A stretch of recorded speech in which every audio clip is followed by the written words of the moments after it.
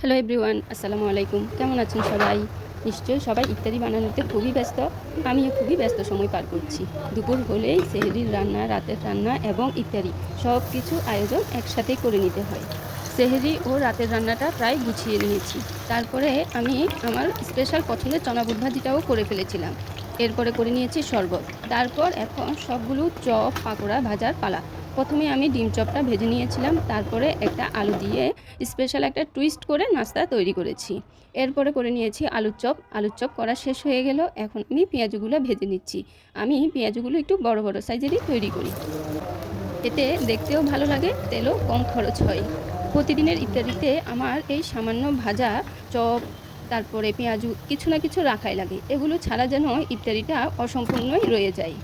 এই যে কথা বলতে বলতে আমার সবগুলো ইফতারি ভাজা জিনিস বানানো হয়ে গেল। দেখতে কেমন লাগছে আমার আজকের ইফতারিগুলা? অবশ্যই কমেন্ট করে জানাবেন।